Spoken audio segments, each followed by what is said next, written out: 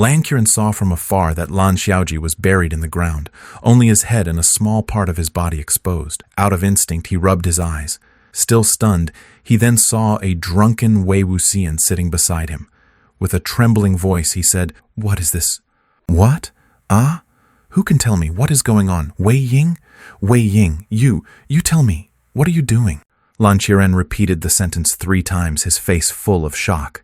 Wei Wuxian was slightly tipsy, emboldened by the alcohol, and not only didn't run away, but spoke seriously to Lan Qiren. "Sir, don't panic. This is to plant Lan Zhan. You don't need to figure out some restoration method anymore. Just bury this little one in the ground for 7 days and nights. Fertilize and loosen the soil, and he will grow big." Lan Xiaoji turned to look at him surprised and said, "But didn't you just say it would take a month?" Wei Wuxian replied, "Did I say a month just now? You must have misheard. That's for Gusu. Our Yunmeng has good sun and atmosphere. After 7 days and nights, you will surely grow up like lotus roots, piece by piece." Lan Qiren listened to this absurd conversation between the big and small for a while, filled with rage and unwilling to argue any longer. He grabbed Lan Xiaoji by the back of the neck, pulled him out straight away, placed him on the ground, and slapped off the dirt on his body hard. The once pristine white land school uniform couldn't be cleaned no matter how he wiped.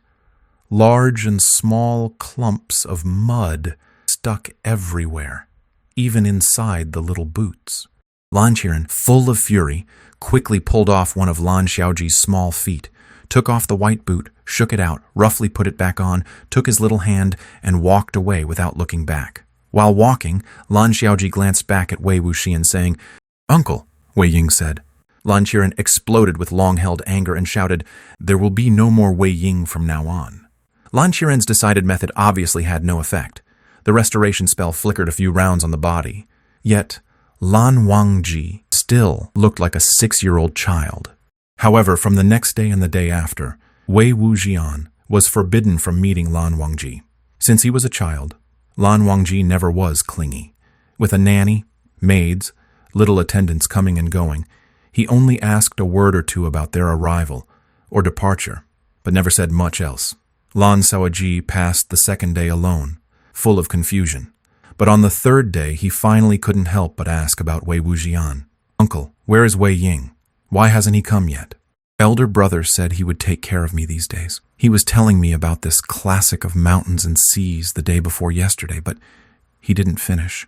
Also, Uncle, the little rabbit's carrots are all gone. Why hasn't he brought some new ones?" Lan Qiren felt uneasy inside. Lan Wangji had never mentioned anyone all these years under his care, but now, all day, he talked about Wei Ying again and again, calling him more intimate than his uncle.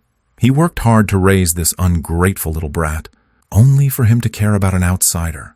As the respected head of the Xuan sect, Lan Qiren didn't want to envy a troublemaker. Annoyed by the questions, he casually replied, "Wei Ying, he's not feeling well and is resting." Lan Xiaoji asked, "Is he sick? Did the doctor check on him? Has he taken medicine?" Lan Qiren angrily said, "Wangji, since when did you start talking so much, huh? You wouldn't talk to your uncle more than 10 sentences a day before. Now, after just a few days at Lotus Pier, you've been caring for others?" Lan Xiaoji had to keep quiet. Yet, an hour later, he came bouncing over again. "Is Wei Ying feeling any better?" At dinner, he asked again, "Is Wei Ying still not better?" At night, Lan Qiren personally put him to bed and tucked in his blanket. Lan Xiaoji asked, "Can Wei Ying come see me tomorrow?"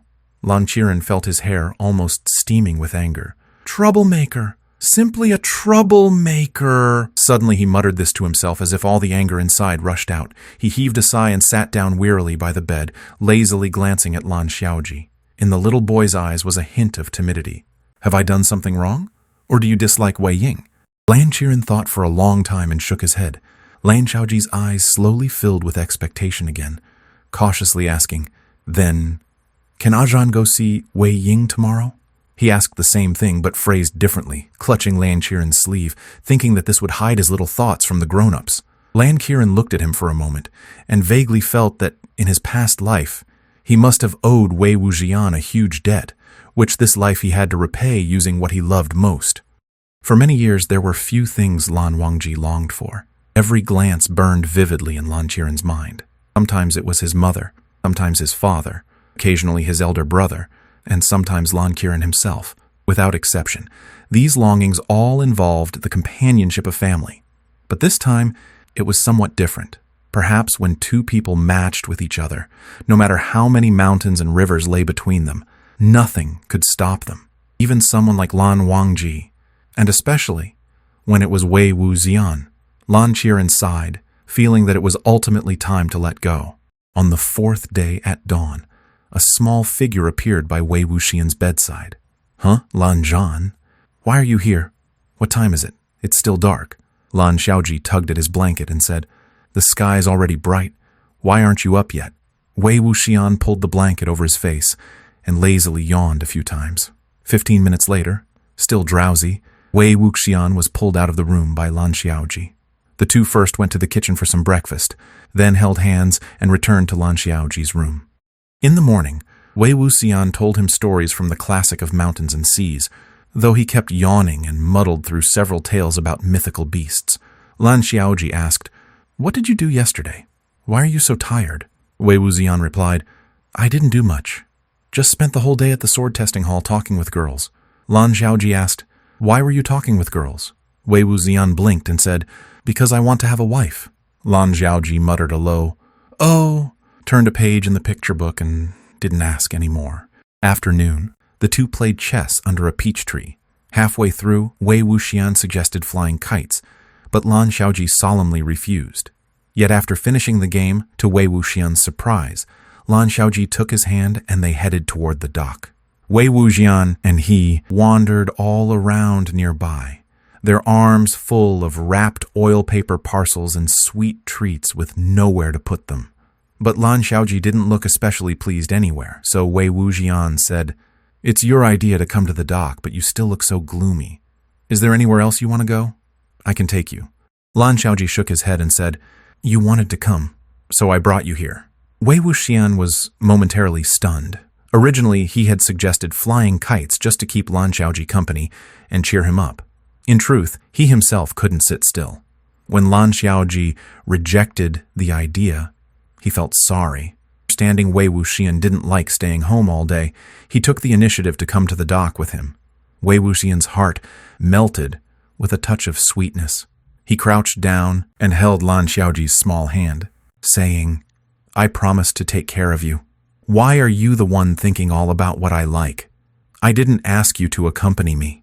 Lan Xiaoji replied, "You tell me stories and help me with my homework. I'll accompany you on outings and eat good food with you. That way it's fair. I can't be the only one happy." Wei Wuxian hadn't expected little Lan Wangji to be so thoughtful as a child. How did he grow into the cold and aloof second young master Lan? He pondered for a moment, then squinted his eyes and said, "So, you're only happy when you're doing homework?" Lan Xiaoji replied, "Not entirely. I like the stories you tell." As they spoke, they passed an old lady selling poultry and eggs. Lan Xiaoji stopped, staring intently at the few pale blue duck eggs resting in a pile of dry straw on the little cart. That day when Wei Wuxian took Lan Xiaoji to the dock, the neighbors nearby all knew him well, and Lan Xiaoji stood out a lot. So many people had seen them. The old lady glanced a few times with curious bystanders, but her eyesight was poor, so from a distance she thought he was just a fair little child like a snowball. Now that she looked closer, her eyes brightened, and her face showed delight. She said, "Young Master Xian, which noble fairy family does this little young master come from? Ah, truly handsome. Come, little young master, do you want salted duck eggs?" Wei Wuxian said, "Granny Wang, why are you personally selling here again? Isn't your daughter-in-law at home?" The old lady smiled toothlessly and said, "Hong just got pregnant feeling nauseous, so she's staying indoors." Wei Wuxian happily said, "Congratulations, Granny Wang, another grandson coming." The old lady grinned. "Quite the blessing. But there's no way the new baby will be as handsome as this little young master." After praising a few more times, Lan Xiaoji just kept staring at the duck eggs without saying a word. Wei Wuxian asked curiously, "Do you want to eat these?" "They're duck eggs, not chicken eggs." Lan Xiaoji tilted his head and looked at him. "Are they yellow inside?" Wei Wuxian said, Yeah, they're golden yellow, oily, salty, and fragrant. Lan Xiaoji's eyes lit up.